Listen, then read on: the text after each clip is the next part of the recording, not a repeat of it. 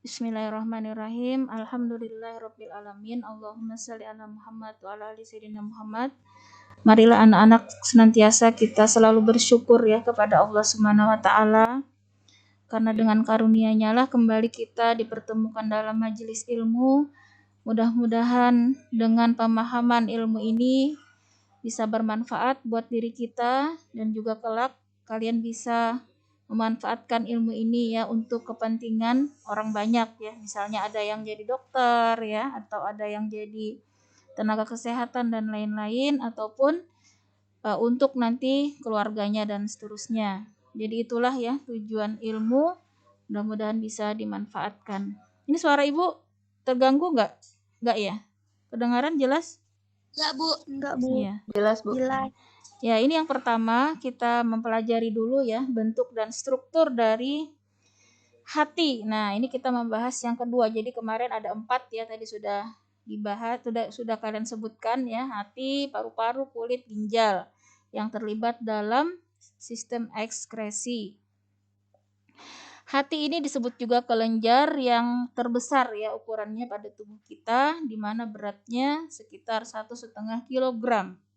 Nah, berwarna merah tua.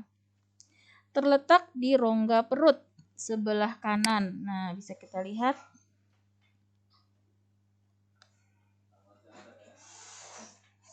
Bentar.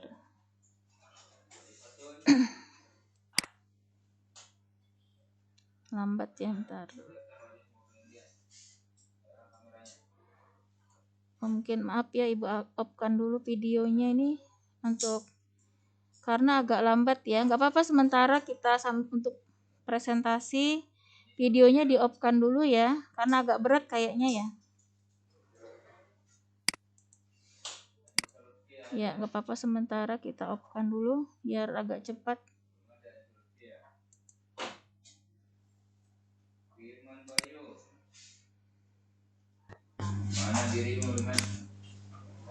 Bentar ya.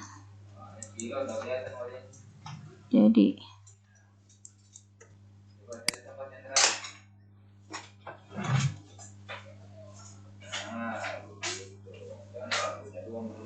ntar presentasinya hilang.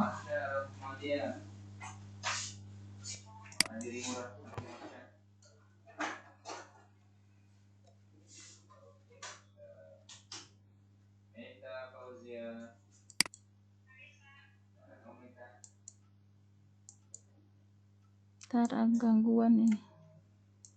Muhammad Alfian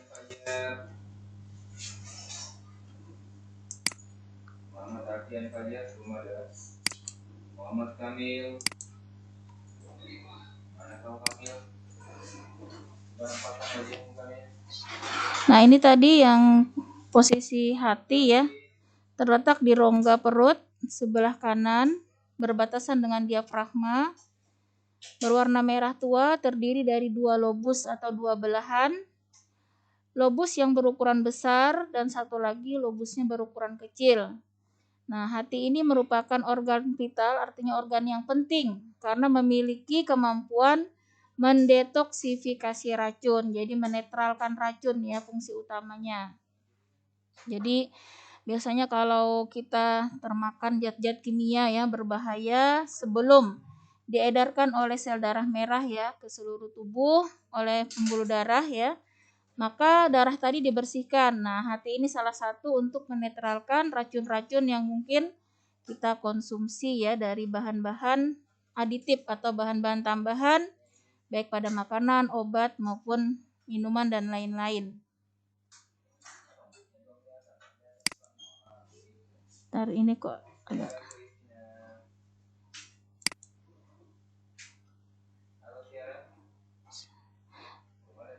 Nah, kemudian fungsi yang struktur yang kedua kita mengenali tadi sudah ya yang 2 lobus atau 2 belahan. Hati ini memperoleh darah dari arteri hepatika dan vena hepatika. Ini kita lihat ya, apa itu arteri hepatika.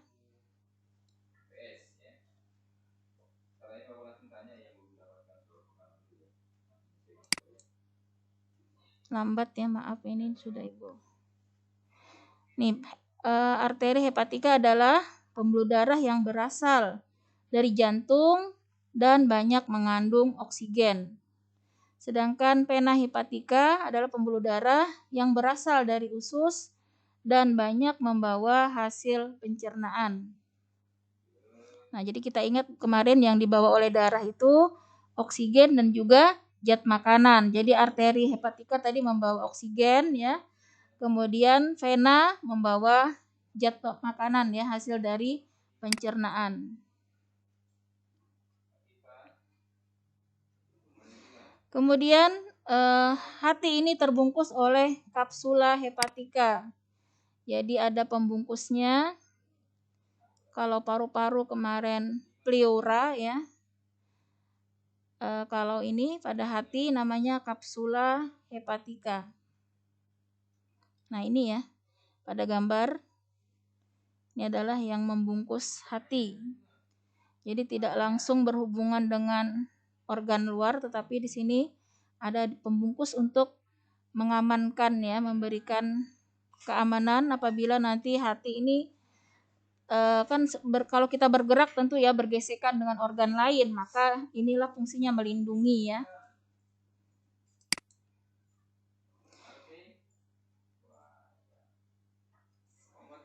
Kemudian hati ini tersusun atas dua sel sini ya, ada sel hepatosit dan histiosit. Nah, kita lihat di sini bedanya.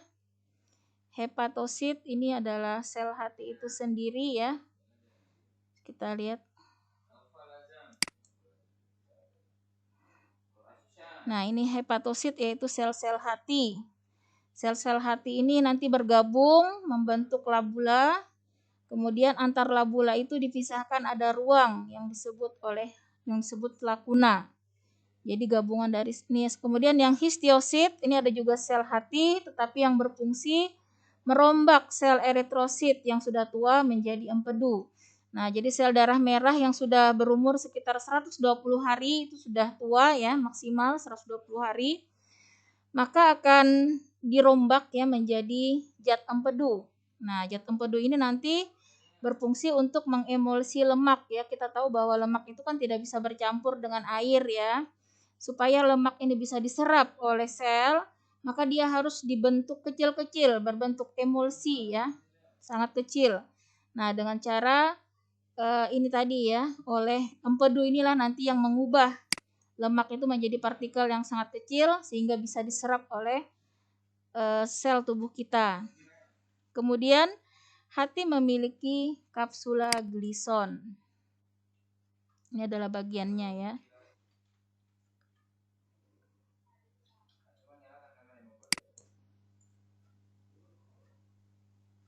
Nih kapsula glison tadi, bagian tengah ya dari jaringan hati itu ada tersusun dari pembuluh darah dan empedu, di mana disatukan oleh kapsula glison. Jadi ini pemersatu antara pembuluh darah dan juga empedu. Nah, ini ya gambarnya, gambar hati tadi. Jadi ini ada dua lobus tadi ya, nih lobus yang besar, yang ini ada lobus bagian yang kecil. Ini tadi adalah kantong empedu. Nah, ini adalah saluran empedu. Nanti dikeluarkan ya menuju saluran pencernaan ya. Kemudian ini saluran hepatika bagian kiri, bagian kanan ya.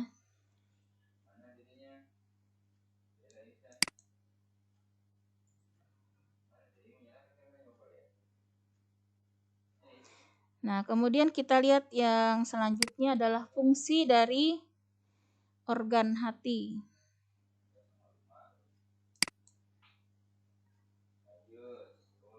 Nah, fungsinya yang pertama menyimpan kelebihan glukosa menjadi glikogen. Nah, jadi kalau kita mengkonsumsi gula itu berlebihan, maka akan disimpan ya menjadi glikogen di dalam otot.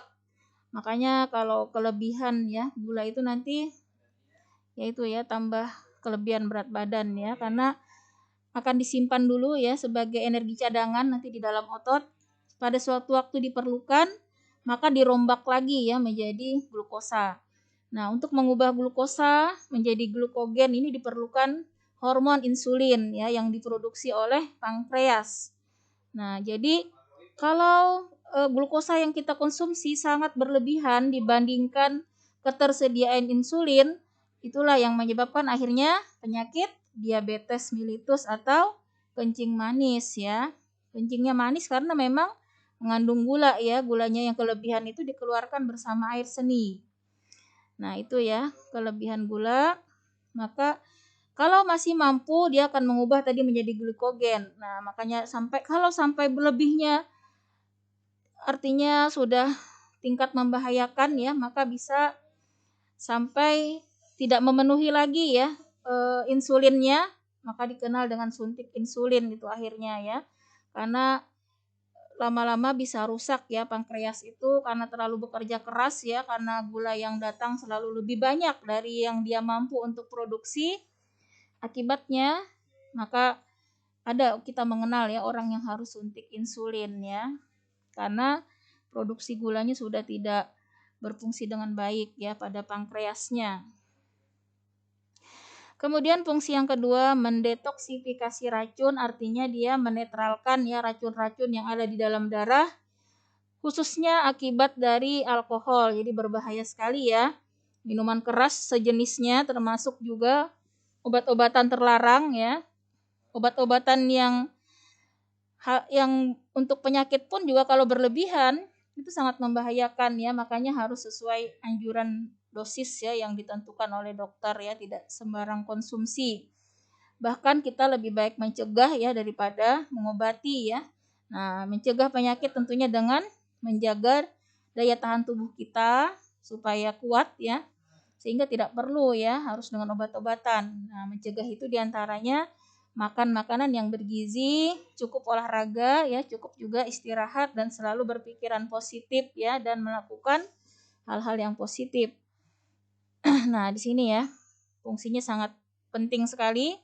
Karena itu kalau sampai hati ini sudah rusak ya, tidak berfungsi dengan baik, maka biasanya ditandai oleh matanya kuning ya, badannya kuning karena di dalam darahnya itu sudah ada racunnya ya. Nah, karena tidak bisa detoksifikasi ya karena hatinya tidak berfungsi. Nah, karena itu penting sekali ya kita menjaga kesehatan organ hati ini supaya tetap ya menjalankan fungsinya untuk menetralkan racun-racun yang mungkin tanpa sengaja kita konsumsi.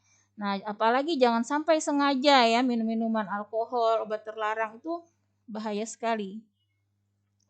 Kemudian yang ketiga tadi fungsinya adalah membentuk empedu, dan empedu ini didapatkan dari hasil perombakan sel darah merah atau eritrosit. Nah, karena sel darah merah kita itu umumnya tadi Ibu sudah jelaskan, dia hanya bertahan sekitar 120 hari. Selebihnya dia harus dirombak, maka akan produksi lagi ya sel-sel darah yang baru di dalam sumsum tulang belakang ya. Maka diproduksi lagi.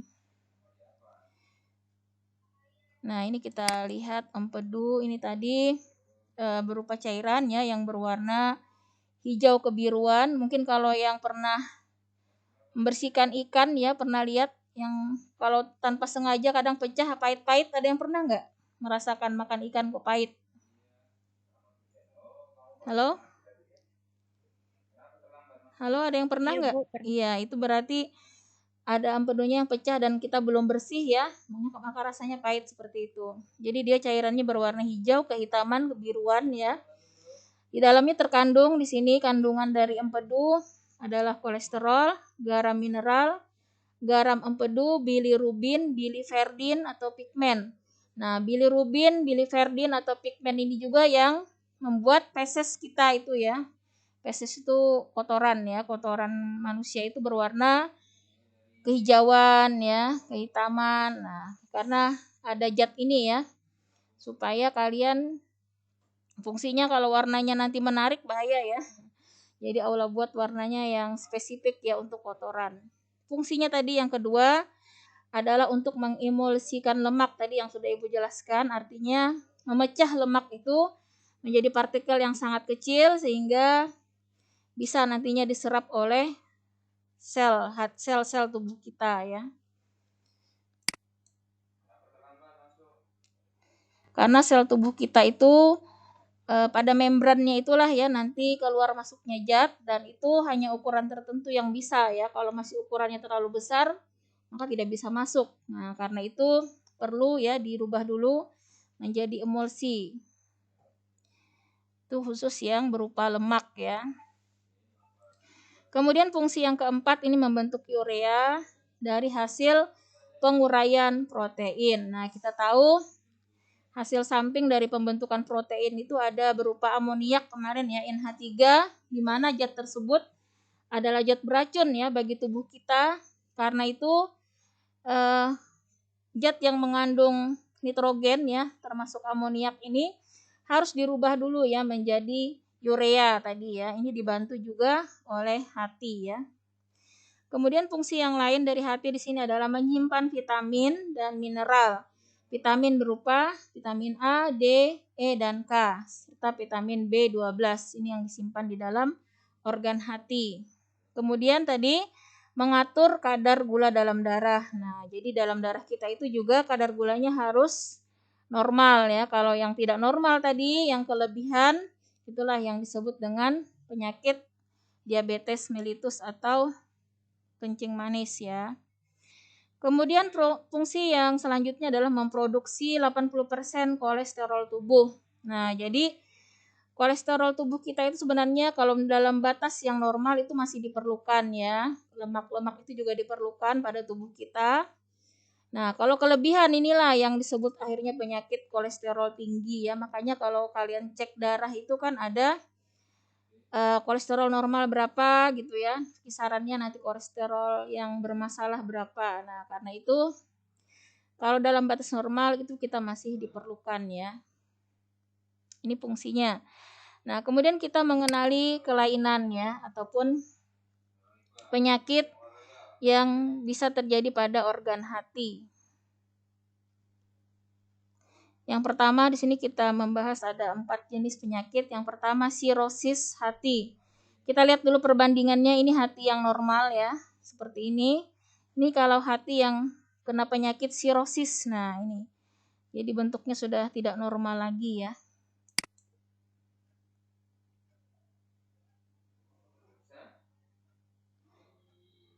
Nah, kemudian nanti kalau sirosis hati ini tidak ditangani, maka bisa menyebabkan nanti kanker hati ya. Nah, sekarang kita lihat dulu sirosis hati, tandanya timbulnya jaringan parut ya dan kerusakan sel-sel pada hati. Nah, artinya sudah tidak normal dari bentuknya dulu ya, dilihat. Penyebabnya di sini adalah minuman yang beralkohol, keracunan obat, infeksi bakteri, maupun komplikasi dari penyakit hati. Nah, jadi penyakit hati seperti hepatitis ya, kalau dibiarkan ya nanti tambah kompleks, artinya tambah parah, maka akan menjadi sirosis hati. Akibatnya di sini adalah gangguan kesadaran, koma, bahkan kematian. Nah, jadi tidak bisa diremehkan ya, penyakit hati ini sangat berbahaya. Pengobatannya akan disesuaikan dengan penyebabnya ya, karena di sini tadi penyebabnya ada beberapa macam, bisa alkohol, bisa keracunan obat ataupun infeksi bakteri ataupun komplikasi dari penyakit hati yang lain, maka pengobatannya akan disesuaikan dengan penyebabnya. Kemudian dilakukan pemulihan fungsi hati. Nah, kalau sampai parah sekali, maka harus dilakukan cangkok hati atau transplantasi hati. Nah, ini kalau sudah sangat parah ya, sampai hatinya itu tidak bisa lagi berfungsi, maka dilakukanlah donor ya, donor hati ataupun dicangkok. Jadi bisa sebenarnya hati itu ya, dia bisa tumbuh lagi ya dengan cara cangkok hati atau transplantasi. Kemudian penyakit yang selanjutnya adalah kanker hati.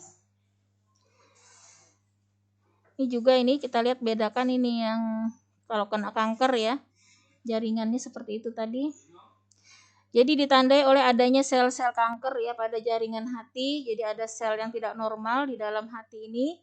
Penyebabnya disebabkan bisa oleh virus hepatitis B, C maupun hemokromatis ya. Ini nanti bisa kalian lihat kembali ya, apa ini penyakit-penyakitnya. pengobatannya bisa dengan kemoterapi. Jadi kanker itu bisa selnya dimatikan dengan kemo ya, kemoterapi. Jadi penyinaran dengan zat kimia ya, terapi dengan zat kimia. Jadi zat kimia itu nanti disuntikan ya ke dalam tubuh. Cuma itu bahayanya kadang tidak selalu sel-sel kanker yang dimatikan ya, bisa juga sel-sel sehat ikut mati ya. Karena itu memang efeknya orang-orang yang sudah pernah kemo itu sangat tidak nyaman ya, karena sakit sekali ya. Dan harganya pun itu beda-beda memang ya, kemo bahkan ada yang sekali kemo itu 7 juta ya, ada yang 40 juta, tergantung jenis obatnya. Jadi Masya Allah ya, nikmat sehat itu anak-anak luar biasa.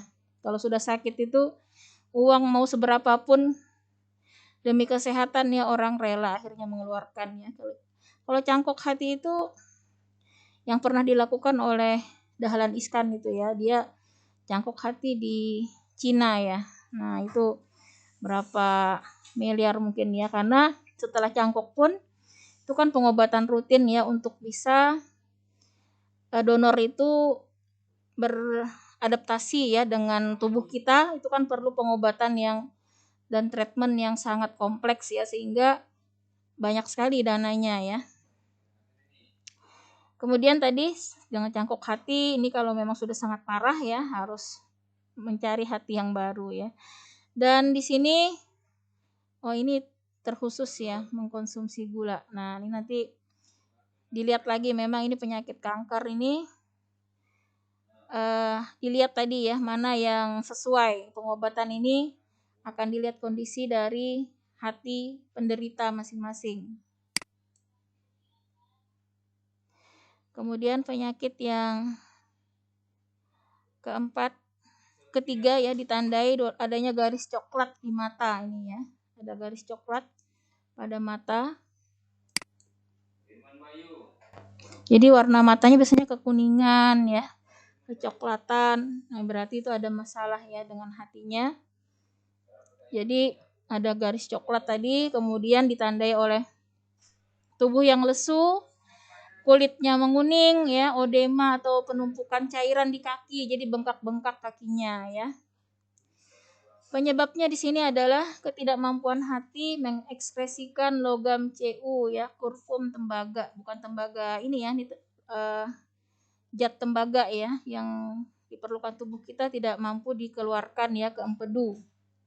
Akibatnya ini juga menyebabkan kerusakan hati, bahkan merembet ya nantinya ke jantung dan otak.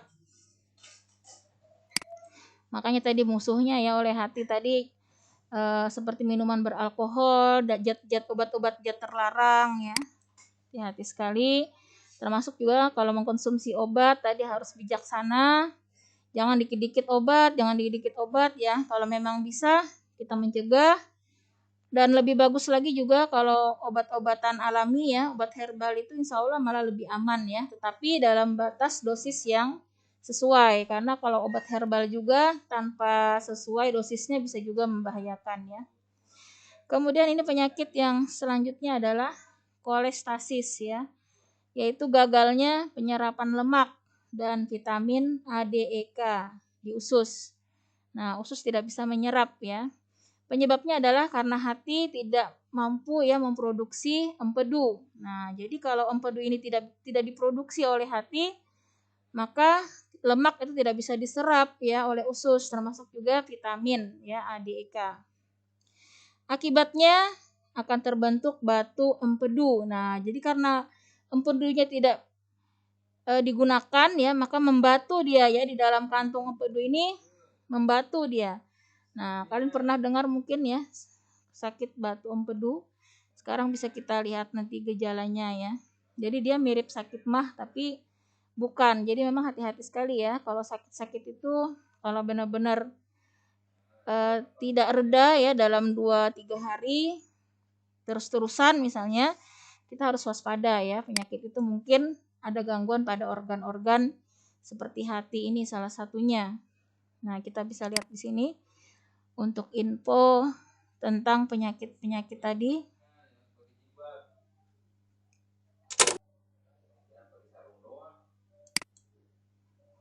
Nah, ini tadi sakit batu empedu.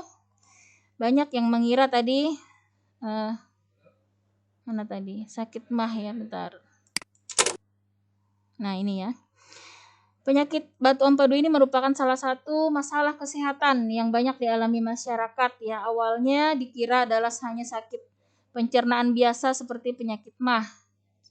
Batu empedu ini adalah timbunan kristal ya di dalam kandung empedu atau bisa juga di dalam saluran empedu. Nah, jadi batu empedu bisa di dalam kantung, posisinya bisa juga di dalam saluran empedu yang menuju usus tadi.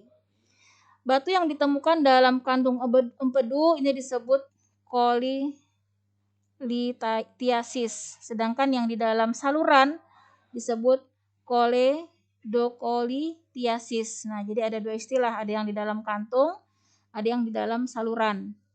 Penyebabnya adalah kolesterol.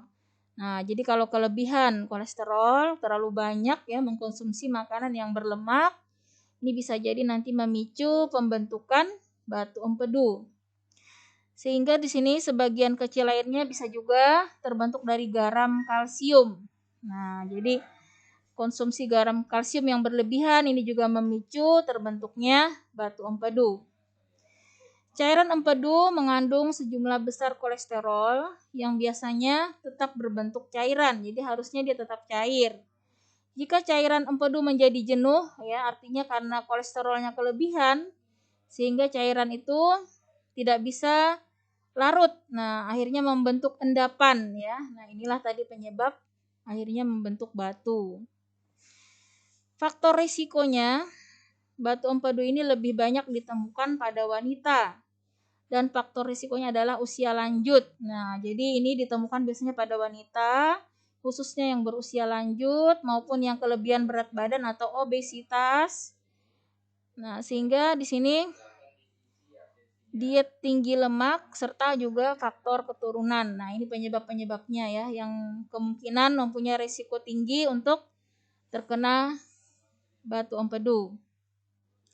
Gejala dan tandanya adalah nyeri pada bagian perut sebelah kanan atas. Nah, jadi posisinya dilihat-lihat. Kalau sebelah kiri biasanya itu karena sakit menstruasi ya. Kalau ini sebelah kanan bagian atas berarti tanda-tanda sakit bagian empedu. Kemudian demam, menggigil ataupun kuning pada kulit dan mata. Nah, ini yang lebih spesifik ya. Kalau menggigil juga ini kan masih banyak ya, penyakit lain juga mirip, tetapi kalau yang kuning ya pada mata sudah berwarna kuning ya, kemudian kulit kekuningan. Nah, ini udah gejala tanda yang spesifik untuk penyakit hati ya. Rasa nyeri biasanya cenderung hilang, timbul. Nah, jadi rasa nyerinya juga kadang muncul, kadang hilang, sehingga tadi dikira sakit mah. Nah, inilah tanda-tanda atau gejala penyakit hati ya. Silahkan nanti semoga ya kita tidak terkena. Artinya jangan sampai berlebihan tadi ya. Makanan mengandung lemak, juga tadi menghindari mengkonsumsi ya minuman beralkohol yang sudah jelas haram maupun obat-obatan juga itu sebatas kalau memang sangat diperlukan. Adapun sumber vitamin juga ya sebaiknya kita gunakan sayur dan buah alami, itu akan lebih bagus ya. Karena kalau sudah berbentuk obat itu biasanya ditambahkan pengawet, ditambahkan perasa dan lain-lain. Itulah tadi yang akhirnya membuat hati bekerja keras ya. Kemudian ini yang kedua, penyakit hepatitis. Ini juga penyakit yang menyerang organ hati. Di sini info kesehatan ternyata bisa dicegah ya dengan kenanga, bunga kenanga ya, dan juga buah mengkudu dan meniran. Nah, ini ternyata bisa dimanfaatkan untuk pengobatan ya, bahkan ya untuk mengobati penyakit hati. Tapi bisa juga sekarang dengan vaksinasi ya. Hepatitis dapat menyerang segala lapisan masyarakat, baik konglomerat di lingkungan yang bersih, lingkungan yang nyaman maupun lingkungan yang kumuh. Jadi tidak pengaruh ya lingkungan. Karena ini biasanya dibawa oleh virus. Jadi kalau kita memang daya tahan tubuh kurang, nah itulah yang penyebabnya ya. Virus itu memang bisa masuk kapanpun, dimanapun.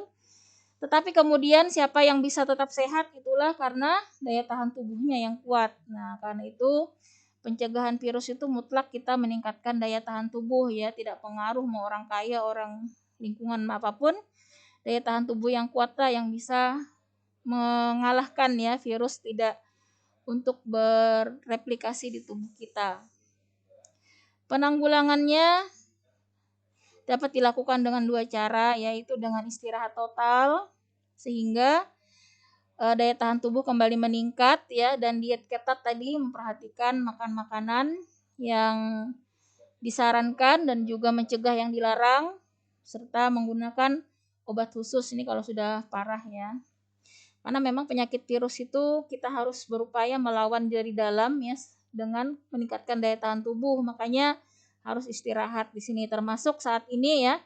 Virus COVID ini bisa jadi sekarang ada di tubuh kita ya, karena kita mungkin kemana-mana kan gampang sekali ya masuknya lewat udara pernapasan ya. Bisa masuk, kemudian juga mungkin tangan yang kotor ya, kamu ngucek-ngucek mata, jadi sel-sel epitel yang berhubungan dengan udara luar ini rentan sekali. Makanya kalau diusahakan makanya jangan ya menyentuh bagian mata, hidung ya, kalau tidak bersih tangan kita, karena bisa jadi kita habis pegang gagang pintu ya, pegang apa gitu yang di situ mungkin orang ada yang bersin, ada yang virusnya menempel di situ ya. Nah, maka dari itu biasanya tertular itu melalui ini tadi ya, sel-sel epitel yang berhubungan dengan udara luar kan mata, hidung, mulut. Nah, itu kan ya.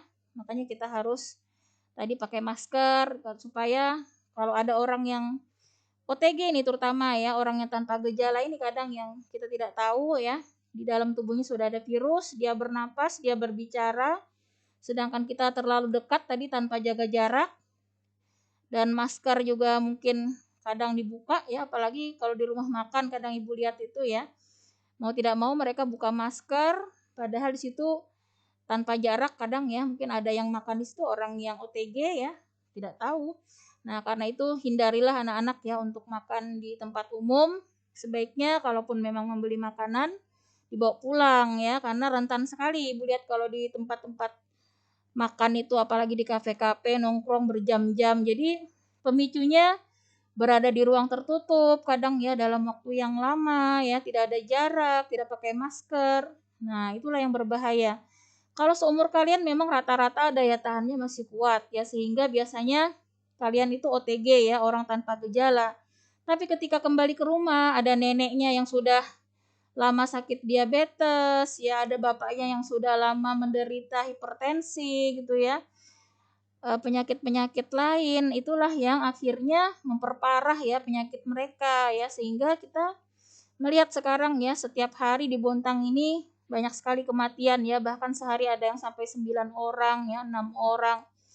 Sangat banyak, bahkan Bontang sekarang nomor 1 ya Sekaltim ya, tingkat penyebaran terbesar ya penyakit COVID ini. Jadi ini penting sekali anak-anak ya memahami untuk mencegah ya itu lebih baik. Sayangilah orang tua kalian terutama, karena barusan kemarin pagi ya alumni itu ibu dapat info ya, ibunya juga meninggal. Awalnya diabetes ya, tapi karena akhirnya terpapar COVID ya, entah dari anak-anaknya yang terlalu dinamis ya, keluar masuk kemana-mana, akhirnya ibunya yang kena dan meninggal kemarin pagi ya. Nah, itulah kadang penyebabnya anak-anak muda ini ya yang tidak sadar ya. Kemudian di sini untuk hepatitis, kandungan kimia pada tumbuhan ini jadi yang menyebabkan bunga kenanga, mengkudu, meneran ini bisa untuk mengobati hepatitis karena dia mengandung diantaranya ada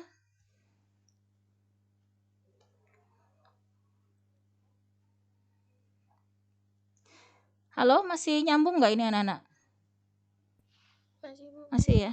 Masih, Bu. Iya, metil asetil ester, asam kapril, morindadiol, soranyadiol, morindin, nah dan morindon ini kandungan dari obat hepatitis ya, termasuk juga ada yang pada akar maupun pada kulit batangnya.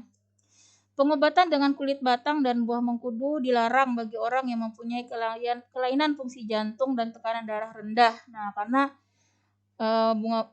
buah mengkudu ini akan cepat sekali menurunkan tensi darah lagi. Jadi hati-hati juga tadi Ibu sampaikan, walaupun obat-obatan herbal ya ataupun bahan alami, Dosisnya juga harus diperhatikan, termasuk juga efek samping pada penyakit yang lain. Nah, jadi harus diperhatikan, termasuk juga di sini bisa menyebabkan diare dan peningkatan ya denyut jantung.